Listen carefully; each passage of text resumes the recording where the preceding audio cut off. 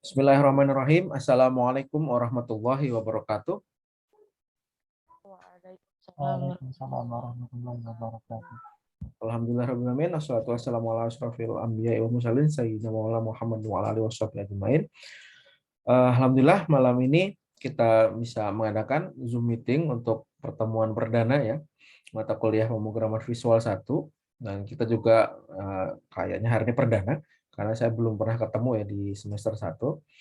Kemudian alhamdulillah kelas malam kebagian online lagi ya, tidak bisa PTM. Ya alhamdulillah lah, segala sesuatu itu pasti ada hikmahnya ya. Mungkin gatel pengen merasakan tatap muka gitu kan, kuliah yang di kelas gitu, tapi untuk kelas malam belum rezekinya ya. Jadi kita online. Dan tentunya kalau online saya kira kalau bagi yang bekerja kan malah lebih mudah gitu kan. Hanya pas capek-capek kerja daripada ke kampus kan sempat sambil istirahat di rumah gitu ya, ambil santai-santai gitu ya. Oke. Jadi untuk semester ini saya ditugaskan untuk mengajar mata kuliah pemrograman visual 1. Visual 1, kemudian apa namanya? Saya lihat di kelasnya ini kalau di SIA masih baru 10 orang, sedangkan di grup sudah lebih, ada belasan. Mungkin ini ya, mungkin belum selesai KRS-nya mungkin ya, atau memang cuma sedikit orangnya ini.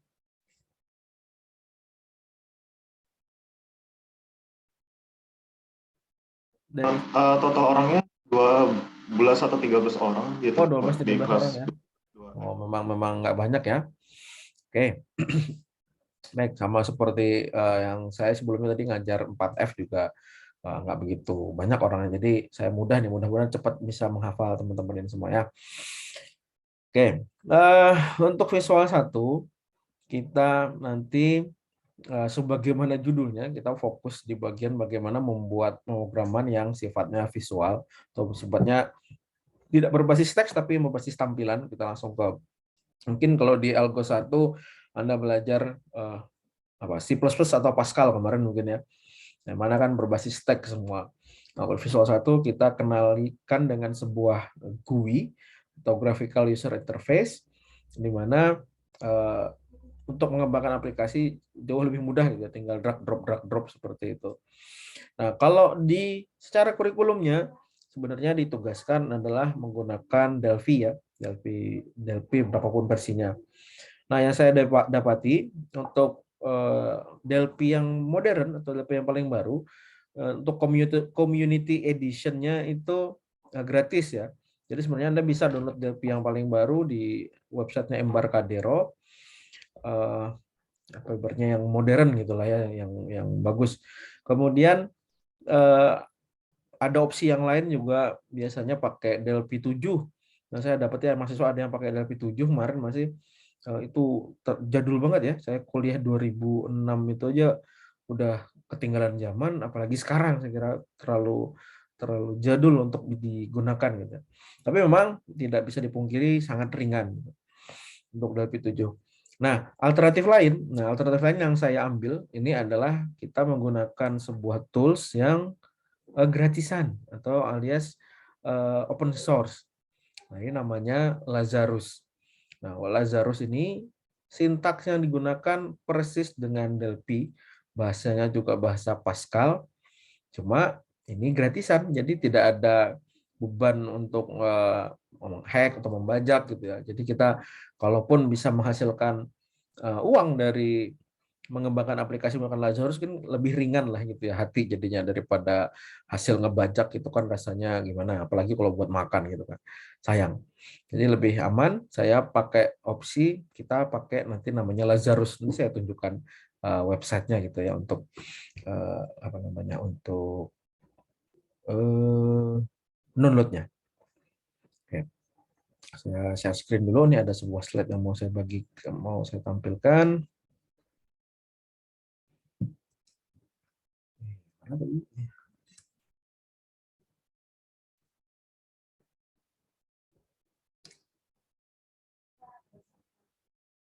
Oh, di sini.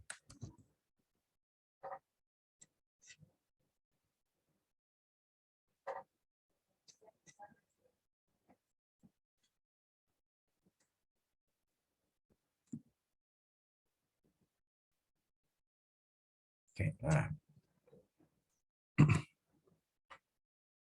Baik, jadi ini slide-nya untuk hari ini dulu. Untuk pertama-tama, pemrograman visual 1, mengenal pemrograman visual sekaligus kenalan dulu dengan pengajarnya gitu ya. Saya Majid Gunawan, tadi belum sempat perkenalan. Itu gambar mungkin masih muda ya, masih punya rambut. Sekarang udah kondisinya seperti ini apa adanya. Itu saya pendidikan SD 91 sampai 97 di Tanjung, ada orang Tanjung mungkin ya, di Tanjung. Kemudian sempat masuk pesantren di Asalam, Solo, waktu sanawiyah atau SMP. Kemudian melanjutkan SMA-nya di Jogja. Melanjutkan kuliah sempat 2003 di UGM, di Elektronika Instrumentasi atau ELINS. Tapi tidak saya selesaikan karena ya zamannya waktu itu lagi zaman baru-barunya game online Indonesia gitu ya. Saya termasuk orang yang larut bisa dibilang waktu itu. Jadi kalau Anda teman-temannya ada yang misalkan suka main game gitu ya, pengen bercita-cita jadi atlet e-sport gitu kan kalau zaman sekarang bahasanya. Nah, saya sudah menjalani itu. Waktu awal-awal ada e-sport di Jogja waktu itu ya. Saya masuk tim di sebuah warnet, mainnya gratis, dibayar bahkan kalau ikut lomba. Wah seru lah pokoknya, akhirnya kuliahnya berantakan. Nah, akhirnya mundur di 2006, saya masuk kembali kuliah awal di STIMIK Banjarbaru. Banjarbaru S1 saya selesaikan 2011. Kemudian barengan banyak dosen yang lain juga di TI kita ini barengan kuliahnya di Teknik Informatika Dian Nuswantoro Malang atau UDINUS. Nah, bareng-bareng jadi kuliahnya kemarin itu ada satu kelas sama-sama, kemudian kami lulusan juga sama-sama kan tentunya. Jadi sama lulusan UDINUS, kebanyakan dosen kita lulusannya UDINUS. Ini ada blog, FB, Twitter atau IG, kontak, email. Silahkan bisa dimanfaatkan sebaik mungkin ya. Kalau FB atau IG atau Twitter kayaknya saya nggak begitu aktif lagi sih sekarang, nggak begitu dibuka lagi, sekedar punya aja. Kalau akun TikTok tentunya saya nggak punya. Kalau YouTube ada, kalau YouTube ada, saya buat beberapa video untuk share apa sih yang saya kerjakan untuk ke mahasiswa untuk sama-sama dibahas. Dan juga perkuliahan online ini biasanya saya rekam, saya upload juga di YouTube. Oke, jadi kalau misalkan ada yang tertinggal atau ada yang nggak paham mau diulangi, silahkan nanti dikunjungi lagi channel di YouTube-nya. Nggak usah di like, nggak subscribe, nggak apa-apa. Saya cuma share aja di situ. Tapi kalau ada yang subscribe, ya nggak apa-apa juga. Bukan tempat cari makannya di situ. Ya. Oke, nah ini saya bisa bantu Anda untuk terkait dengan pemrograman. Jadi keahlian saya gitu ya, I can help you with PHP. Jadi sehari-harinya saya banyak sekali mengelola aplikasi PHP. Ada beberapa aplikasi di pemerintahan, ya di pemerintahan sih kebanyakan, di swasta nggak ada, di pemerintahan di rantau ada satu, di kooperatif ada beberapa, gitu ya. Jadi itu yang hari-hari banyak saya kerjakan. Back-end, REST API, bisa web apps. Kemudian baru-baru ini mencoba rilis untuk buat aplikasi menggunakan framework Laravel, baru-baru aja belajarnya, jadi saya baru berani rilis aplikasinya. Kemudian kalau untuk Android, saya ada rilis juga menggunakan native Android Studio. Ya, kalau Android itu kan cara bikinnya banyak. Bisa pakai native, bisa pakai React native, bisa pakai Flutter sekarang, ada JS, ada hybrid segala macam. Nah, saya pilihannya pakai Android Studio native, bahasa Kotlin. Ada dua aplikasi yang rilis, dan dua-duanya sudah take down, yaitu Tambal Ban Banjarbaru dan Abacus. Nah, take down-nya kenapa? Kayaknya karena saya nggak ada waktu lagi untuk mengelola itu, karena pun harus selalu diupdate gitu ya. Apalagi kalau kita rilis aplikasi di Play Store itu, kebijakannya berubah tiap tahun. Kebijakan ini itu kita update juga, banyak syarat-syarat yang dipenuhi, saya nggak ada waktu lagi untuk mengelolanya, jadi sudah di take down. Ada satu aplikasi Android yang rilis dipakai di salah satu instansi pemerintahan. Nah, kemarin itu harganya lumayan. Jadi kalau Anda mau ya apa namanya, penghasilannya cepat gitu ya di Android itu, karena demand-nya atau permintaannya lagi tinggi-tingginya. Kemudian yang saya kuasai berikutnya adalah Java, tapi Java ini karena dia merupakan bahasa pada Android Studio, jadi saya kuasai, tapi saya belum pernah rilis aplikasi yang murni Java. Jadi nggak pernah sama sekali merilis atau menciptakan aplikasi yang dipakai sehari-hari itu dari Java. Kebanyakan tadi yang cuma di PHP sama Android. Kemudian Delphi. Nah, Delphi ini saya dulu waktu kuliah pegangnya Delphi 7 bertahun-tahun. Sebelum jadi dosen sempat jadi maklar skripsi. Jadi ratusan aplikasi saya buat. Nah, jadi pengalamannya ditempa oleh hal yang seperti itu ya, walaupun sebenarnya kurang baik ya, saya nggak bisa bilang itu sesuatu yang baik, tapi waktu itu keahlian yang saya bisa, itu yang saya bisa gunakan untuk cari makan kan.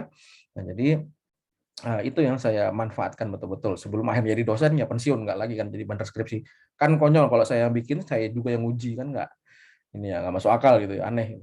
Nah, jadi saya udah berhenti, tidak lagi. Nah, untuk Delphi kan biasanya buatnya desktop app sederhana, misalnya nggak gitu rumit.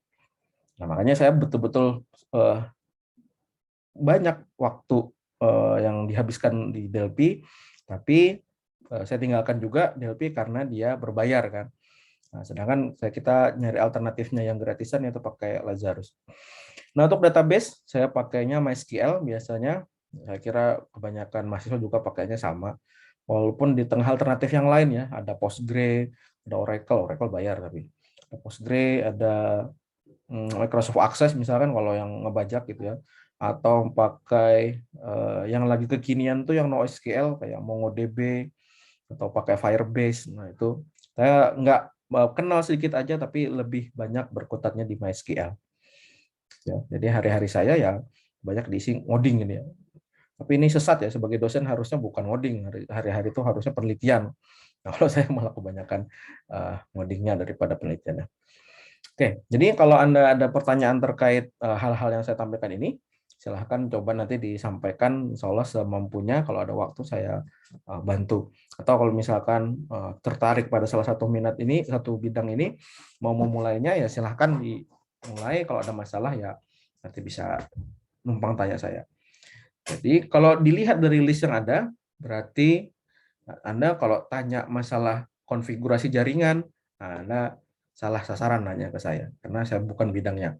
Kalau Anda tanya masalah front end, misalkan buat JavaScript atau wah saya nggak begitu bisa, tapi nggak begitu menguasai untuk tampilan kayak buat tampilan, buat warna-warni, kombinasi desain itu bukan bidangnya. Ya. Oke, saya kira ada pertanyaan dulu terkait profil atau yang lainnya. Apa mau nanya, Pak? Bapak pernah nyoba-nyoba bikin aplikasi Android pakai Flutter nggak, Pak? Ini yang nanya siapa? Sarwani ya? Ya. Iya, Pak. Ya. Jadi kalau Flutter itu saya pernah megang gitu ya. Jadi pernah buat beberapa aplikasi yang sederhana aja, yang artinya tampil, kemudian bikin animasinya, ada login segala macam kayak gitu. Tapi belum pernah yang sampai rilis gitu ya. Jadi hal-hal yang saya sampaikan tadi yang saya percaya diri bilang saya bisa karena saya udah pernah rilis, pernah manage gitu ya. Tapi kalau cuma bikin yang sederhana buat proyek-proyek belajar gitu, pernah aja pakai Flutter. Kalau tertarik bidang Flutter itu saya kira lagi hits banget ya. Pekerjaan juga banyak yang ibaratnya dicari programmer Flutter itu ramai sekali. Bahkan ngerinya lagi Flutter itu sekarang kan dia dengan Dart-nya itu memasuk ke semua lini, desktop masuk, web masuk, bahkan ya tentunya ke mobile juga masuk. Kalau Anda udah ada minat ke Flutter, ya jangan ragu-ragu, langsung cemplungin aja. Langsung coba bikin ini, bikin itu gitu ya. Supaya ada pengalaman, nanti bertahap naik satu level belajar ini. Atau jangan udah jago nih, jangan. Masih kurang, lebih ke PHP sih, Pak. Nah, Masih back-end-nya ya. Laravel gitu. Laravel Iya. ya. Nah, saya kebetulan baru aja tadi setelah belasan tahun pakai PHP, baru bulan-bulan ini mendalami betul Laravel, ternyata rasanya seperti apa yang saya kerjakan di PHP itu sia-sia gitu. Karena di Laravel sudah semua disediakan. Oh, itu betul-betul saya bilang canggih banget gitu ya.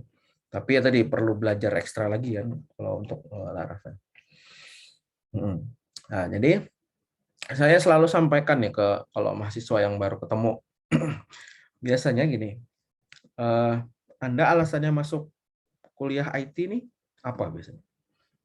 Nomor satu yang saya tanya biasanya paling banyak adalah karena peluang pekerjaannya besar, tinggi gitu ya. Gampang nyari kerja katanya gitu. Kan begitu. Tapi sekarang kita coba refleksikan diri. Kalau misalkan nih dalam satu angkatan FTI gitu ya, atau angkatan FTI 1.000 mahasiswa misalkan. Saya nggak tahu angka persisnya, tapi biasanya antara 800 sampai 1.000, sampai 1.200 dulu pernah. Nah kalau 1.000 aja, 1.000 mahasiswa aja, berarti 4 tahun ke depan akan dilahirkan kan secara kasarnya kan 1.000 eskom kan, iya kan? Dari angkatan Anda aja, dari untuk FTI Uniska aja sudah 1.000 eskom. Belum lagi dengan kampus-kampus lainnya, ya kan? STIMIK Banjarbaru, STIMIK Indonesia, kemudian ada Universitas Muhammadiyah Banjarmasin, ada kampus-kampus lain lah gitu kan. Namun sekarang semua kampus kayaknya berlomba gitu buka jurusan IT. Berapa banyak saingannya itu sudah tambah 1.000 tadi ya. Kemudian ditambahkan lagi yang lulusan Jawa misalkan, kuliahnya di Jawa kemudian pulang, ya ada kan? Kuliah di UGM misalkan, atau kuliah di ITS, ITB, sudah selesai kuliahnya pulang ke sini kan? Tentunya kan ikut jadi saingan, eskom sama-sama eskom. Belum lagi eskom-eskom yang angkatan sebelumnya yang belum dapat pekerjaan. Oh gitu kan. Berapa ribu saingan pekerjaannya, berapa banyak lowongan pekerjaannya. Nah, itu. Terus gimana? Salah jurusan? Kan enggak. Sekarang karena Anda sudah milih IT sebagai mau jadi sarjana komputer atau eskom, maka yang Anda tekadkan mulai hari ini adalah bagaimana supaya bisa unggul. Itu kan? Bagaimana supaya bisa bersaing, punya nilai lebih gitu dibanding yang lain. Maka supaya bisa punya nilai lebih ya ada yang harus dituangkan atau ada yang harus dipupuk mulai sekarang, yaitu memilih sebuah keahlian. Mau ahli di bidang apa? Kan gitu. Nah, biasanya saya kalau menawarkan ke mahasiswa ada empat pilihan. Pertama, Anda mau jadi ahli bikin apa? Misalkan mau di web. Ya kan? Ada bisa pilihan kedua bisa di desktop. Walaupun sudah jarang sekarang orang desktop ya. Tapi tetap kemungkinan tetap ada. Web, desktop, mobile. Ya kan? Yang keempat di data science. Kalau data science itu banyak riset ke matematikanya. Anda harus pilih dulu ini, mau masuk di mana empat ini, nanti mau eskomnya salah satu dari empat ini. Atau ada alternatif lain juga game, dari buat game ya, itu juga bisa, tapi nggak ada diajarkan di Uniska. Nah, jadi supaya Anda bisa unggul, pilih dulu nih mau bidang mana. Masalah nanti mau hibrid, mau bidang yang lain ya nggak apa-apa, tapi fokus dulu pilih satu. Web, desktop, mobile, data science, atau game. Kalau sudah pilih, pilihannya mau di framework apa, baru lanjutkan gimana cara bisa supaya bisanya. Web, web ini orang teknologinya apa? Mau pakai PHP kah? Node.js kah? Mau pakai JavaScript-nya kah? Mau bidang front end-nya atau back end-nya lagi gitu. Dipilih lagi di situ. Kalau mau desktop, apakah mau pakai Java, mau pakai Lazarus atau Delphi, atau pakai Electron JS ya kalau nggak salah ya, JavaScript yang buat desktop, atau pakai Flutter bahkan ya sampai desktop. Atau mau ngambil ke arah mobile mau pakai apa? Pakai Flutter, mau pakai Android, nah itu semua harus dipilih dan jangan ragu-ragu, pilih aja satu karena semua ada pasarnya.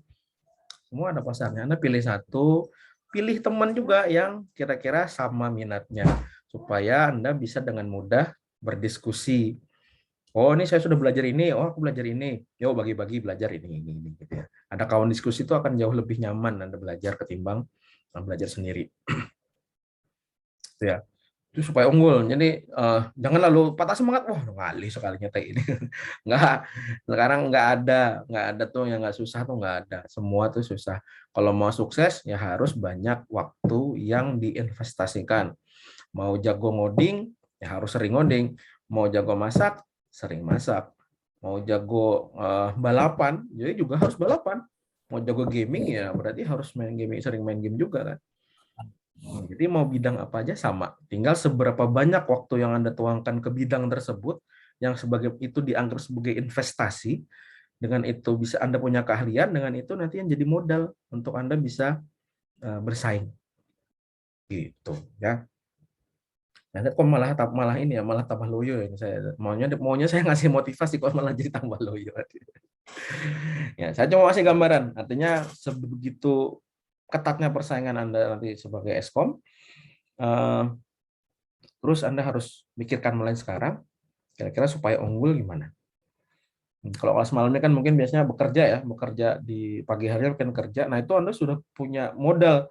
Lihat orang kerja nih apa sih yang dicari di sini? Apakah terkait jaringan? Apakah nanti terkait dengan bikin web? Nah, Anda udah punya contekan itu, sudah punya modal untuk nyontek ini mau orang di tempat saya ini nyari orang keahlian apa. Nah, gitu. Ya. Oke. Gimana? Ada tanggapan atau pertanyaan? Silahkan.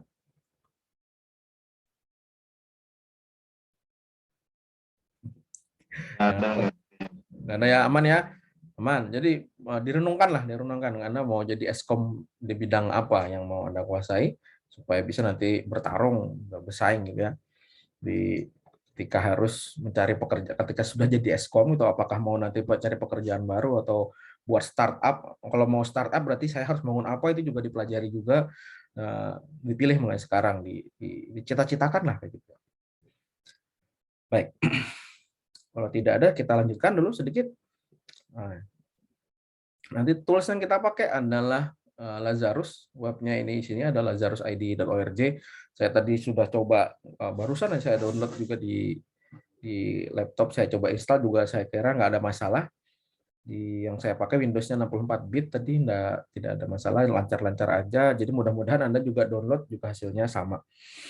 Kemudian nah ini dia sifatnya open source, gratis, jadi halalan thayyiban ya insya Allah. Jadi kita tidak membajak gitu ya, tidak menggunakan hak orang lain. Kita pakai nanti GitHub desktop ini untuk sebagai tempat ngumpul tugasnya aja, nanti saya jelaskan lebih lanjut. Kemudian ada perencanaan mata kuliahnya, ini ada mengenal dulu pemrograman, sejarahnya, kemudian nanti lanjutkan dengan mengenal Lazarusnya, sintak dasar, control flow, ini kayaknya menerapkan ke Pascal-nya tadi ya, Pascal sama mengerti bagaimana mengelola komponen. Ini saya rancangkan ada 16 pertemuan, termasuk ujian akhir semester dan ujian tengah semester.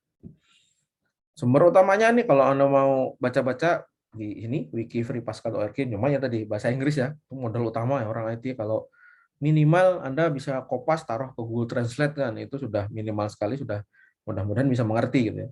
Tapi lebih bagus lagi Anda melatih diri Anda membaca dokumentasi-dokumentasi ini dalam bahasa Inggris dan memahami bahasa Indonesia. Oke. Nah, kalau kita sedikit cerita tentang apa sih pemrograman itu ya. Anda mungkin di Algo sudah diajarin kan baru Algo 1 ya, baru semester 2 soalnya. Jadi di pemrograman itu pada dasarnya kadang-kadang ada dosen yang kelupaan ngajarin pemrograman itu apa, itu taunya ngoding aja, tahu ngetik aja, nggak ngerti core konsepnya apa. Nah, jadi saya ingatkan kembali, mudah-mudahan sudah sih. Saya ingatkan kembali bahwa pemrograman itu proses menciptakan kumpulan perintah yang memberitahu komputer bagaimana mengerjakan suatu tugas. Jadi kita kumpulin perintah-perintahnya nih dengan bahasa manusia, walaupun bukan bahasa Indonesia. Nah, kita kumpulkan dalam bahasa manusia, kemudian kita kumpulkan, baru nanti ada proses namanya compiling. Oh, ada di sini. Prosesnya compiling, yang bahasa manusia berupa bahasa pemrograman diterjemahkan menjadi bahasa mesin. Bahasa mesin yang mana nanti dijalankan oleh mesin. Mesinnya maksudnya artinya komputer ya. Komputer kan yang dipakai kan digital ya. Taunya kan cuma 0101, taunya harus mati, harus nyala. Tapi kalau bahasanya manusia kan enggak. Maksudnya punya sintaks, punya struktur, pada subjek, predikat, objek. Nah, itu makanya bahasa pemrograman menjembatani antara mesin atau komputer dan manusia yang ingin menjalankan perintahnya. Oke. Nah, ada pemrograman itu berbasis teks, yang mana semuanya full menggunakan teks. Biasanya komputer yang masih menggunakan MS-DOS ya. Jadi mungkin kalau Anda diajari pakai Pascal atau pakai C++, biasanya kan masih dalam bentuk CMD ya.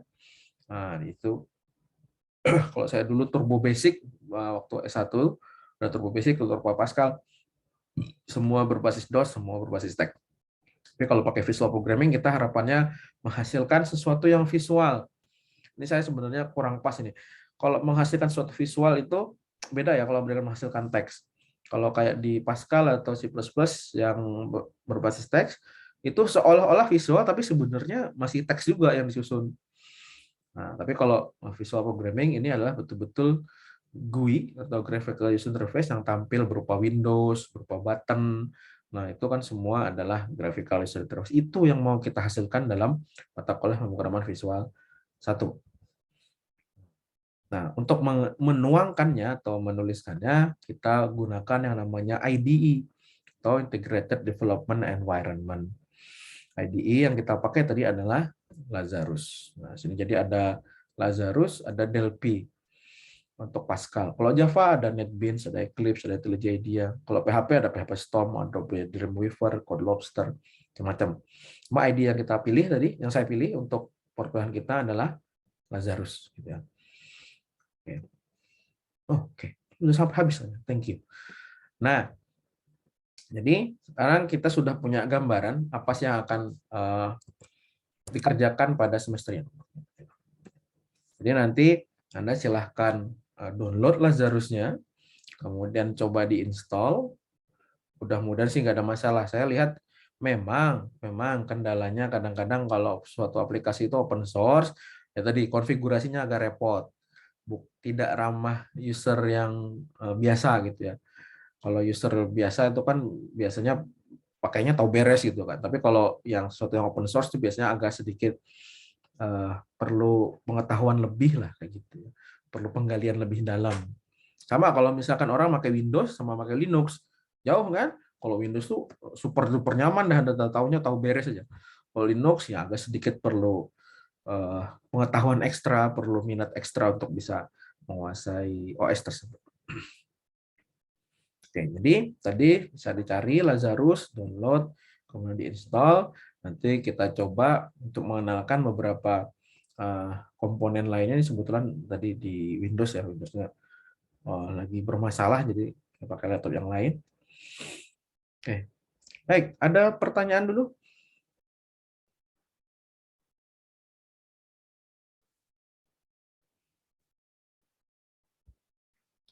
Oke, kalau nggak ada saya absen ini ya dari ini tadi saya bilang cuma ada 10 ya di SIA, berarti yang lain yang sebagian lain mungkin belum terdaftar karena KRS-nya mungkin belum beres atau salah kelas, hati-hati ya. Kalau salah kelas nanti repot input nilainya. Kalau terjadi salah kelas segera diperbaiki. Ya, apalagi nih saya mau absenkan nanti di SIA-nya kalau kelasnya kalau mahasiswanya nggak ada saya nggak bisa tandai kehadirannya. Oke, sini ada Fanri Saufi ada? Hadir, Pak. Oke, hadir. Ibnul Khair? Hadir, Pak. Ya. Oke, Ahmad Syarwani Abdal Al Husain. Wah, panjang ya Ahmad Syarwani. Ya. Ketua kelasnya ya, Ahmad Syarwani ya. Iya, Pak. Ya. Anugrah Asar. Hadir, Pak. Ada? Oh, ini lahirnya maghrib loh kayaknya ya.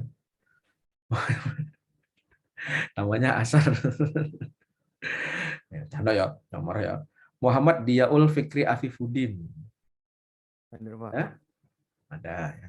Lagi Hadir, di ruang Pak. angkasa ya. Lailia Sari. Ada. Sendirian aja nih perempuannya nih. Hadir, Pak. Iya. Iya, di setengah sarang penyamun ya.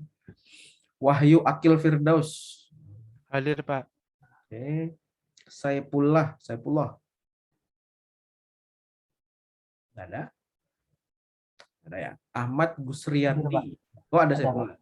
Ada ya. Ahmad Gusriandi juga ada. Oke. Nanda Asriastama. Hadir, Pak. Oke.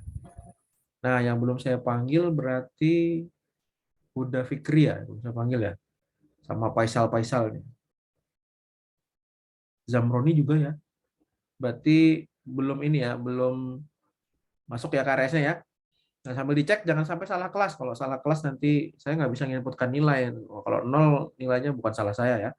Jadi sambil dicek. Oke.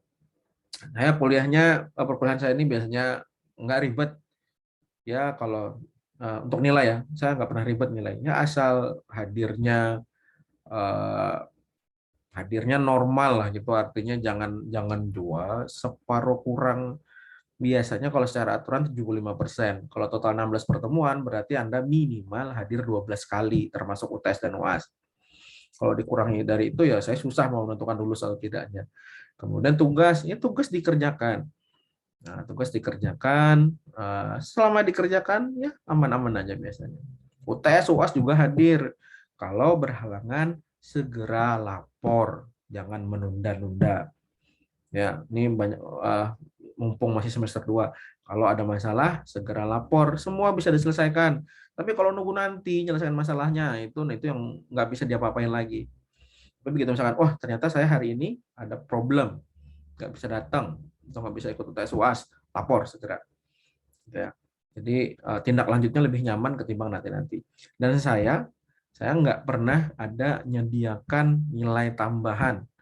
Artinya kalau sudah keluar nilai, itu udah final. Kalau udah final, kenapa?